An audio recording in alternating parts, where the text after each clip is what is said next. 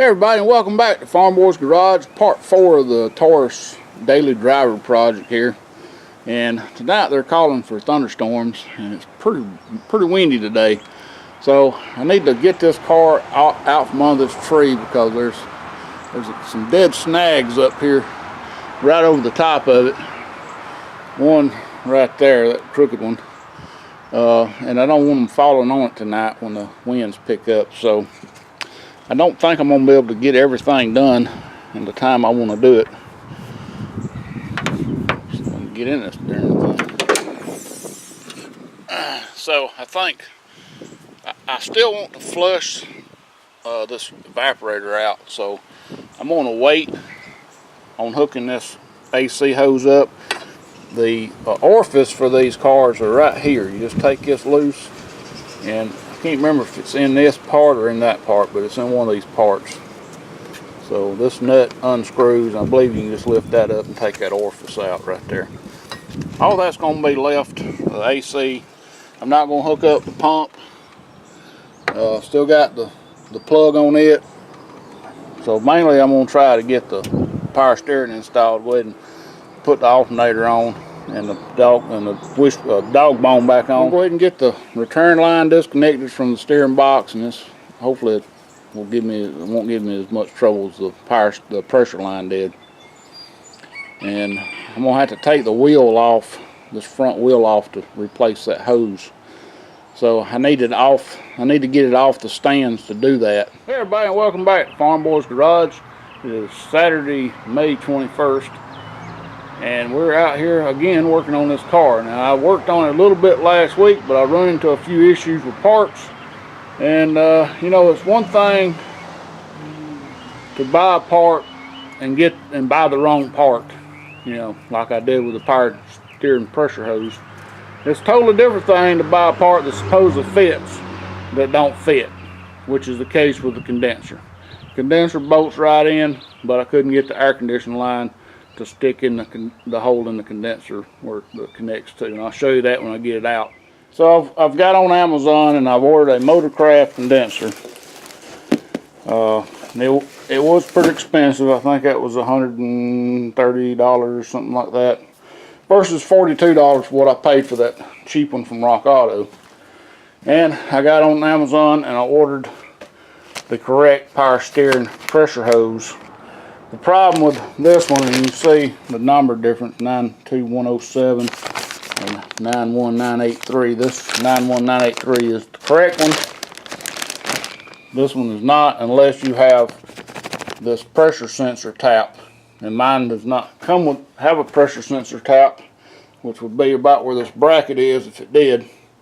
Of course, you can't see that from, you know, really looking down in there, because that bracket is way down in the bottom. So, you know, for some reason this is actually a cheaper hose, costs less than this one without the tap. I was just going to go ahead and buy the sensor and stick in this hole, but the sensor cost more than a new hose did. So I just went ahead and got the correct hose. And I don't think they'll let me take this one back, send it back to Rock Auto, because instead of, you know, being smart and opening it this Ziploc, I just went gorilla on it. And so let me go ahead and get the condenser back out. I would try to show you, but it's pretty tight in there.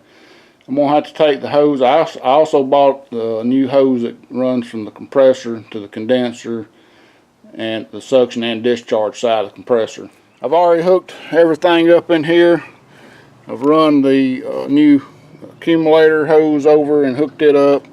I've run the suction hose over and hooked it up. And one reason I went ahead and got a new hose is because they have these on both sides, and they really, I don't think you can really flush these hoses with that on there. So I'll go ahead and yank this back off, unbolt it, get it off the condenser. 5 bolts hold the condenser in. We'll drop it out and I'll show you what it looks like.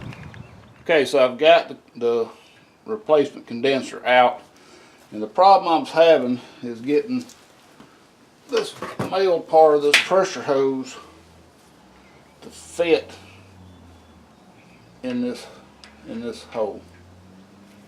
And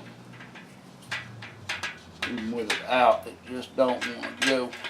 I don't know if it's binding on this stud or what the deal is, but it just would not seat. I looked at the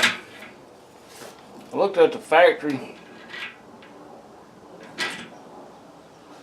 The factory condenser, and that hole seems to be a lot bigger for some reason.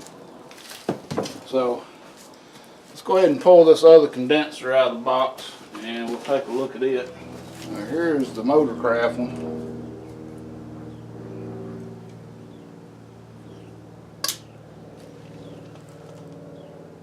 And I'll tell you what it looks like to me. It looks like this thing here on this cheap one has gotten bent, and this part here does not line up good with the tube. And it looks pretty good. It's pretty good welded here, or soldered, however they do it on this Motorcraft one. So I'm gonna check and make sure that it will fit, and then we'll go ahead and install it. So let me just move this cheap one. I like this Motorcraft one's rounded a little more. It feels lighter, so it's going to come in, and you can see how close together these two are. It's really a pain to get this one on, and here's the bolt. The mounting bolt is between them. It's very hard to get that mounting bolt in because you have a bracket with another hose attached to it. This is the worst one of all of them. But go ahead and mount it before you mount this one, and then mount that one. I think so. It works out a little better. It's hard to get the other one mounted.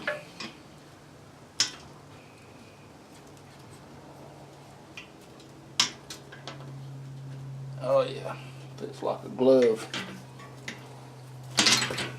All right, like I said, I've got a new pressure hose and suction hose, and I'm gonna have to swap out a sensor on it. Should be the only thing. Yeah, it costs 3 times as much for this Motorcraft one, but look at the hassle I've gone through. Guys, spend the money. Don't go with the cheap junk. Go with the good stuff right off the bat. You're going to be a lot happier in the long run and not have to do everything twice. And these pressure hoses, like I said, even the 5 seasons, 4 seasons, it's not cheap, but the Motorcraft one, they show enough cheap, not cheap. Sometimes you do have to draw the line somewhere and say, I just can't afford that one. 56696. Yep, that same part number that's on the old one. Should be good. I could have sent this one back and used the old one, but I'm afraid that since I can't flush it, I don't know what's in it. So we're going to use it, even though it's another $130. Alright, then I'm going to go ahead and put this back on. I'm not going to video getting this stuff on because it's just too much. I just got to get it done. It's not that hard. Just take your time, route the way it's come off. I do want to show y'all a little trick that I use to get the bolts into the top because you're having to go down at a slant. Is just take a piece of electrical tape or something. These have pretty big built-in washers, I guess what you'd call. Just loop it over, tape it to your socket, reach underneath and pick up on the condenser to line the hole up, and just push it in. Alright everybody, I have got everything back together, and let me tell you, it was a pain trying to get this pressure hose back in because these brackets, I had to add the brackets to them. And I couldn't remember if that thing went over and under this AC hose, but apparently it goes under it. And that bracket wasn't too bad, but I never could get this bracket down here in the bottom. It just never could get it to line up right. See if I can zoom in this bracket right. You can see where the bracket's at, and to the right of it's actually where it's supposed to bolt. I'm going to have to move the whole hose to get it to fit that hole. Alright, so yeah, everything's back on. Went ahead and changed the oil in it, got the belt on, got the coolant, filled the coolant back up. I haven't crunk it up. Got a normal level in the coolant. Now this thing, it don't have a, you basically have to get it hot and let the thermostat open to get all the air out. There's no bleeder screw on it, so I probably won't do that today. It's getting late. What I really wanted to do is to pull a vacuum on the AC system, and just to make sure that everything was good and tight. So I run the vacuum pump for about a minute, and got my gauges down almost minus 30 on that one, and then I closed my two valves right here and cut my pump off, and then I grabbed the camera. So it's been about a minute now, and it looks like it's holding really well.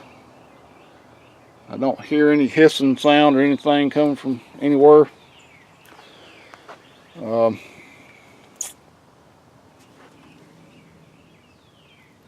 Yeah, sounds pretty good. One thing I do want to mention, I did put a strainer in the return on this power steering system. That's that little strainer right there. It's a 3/8 on this one. That's recommended, especially if you want to warranty your pump. So I think what I'm going to do now is disconnect everything and park it. I don't believe it's supposed to rain the next few days. Next week, well actually this coming week, the day is Saturday, so starting tomorrow through pretty much every day next week it's raining. The next week we're leaving to go on a cruise, so we'll be gone all week. So it'll probably be a couple of weeks before I get back on it. So till then, thanks for watching. Please rate, comment, subscribe to him.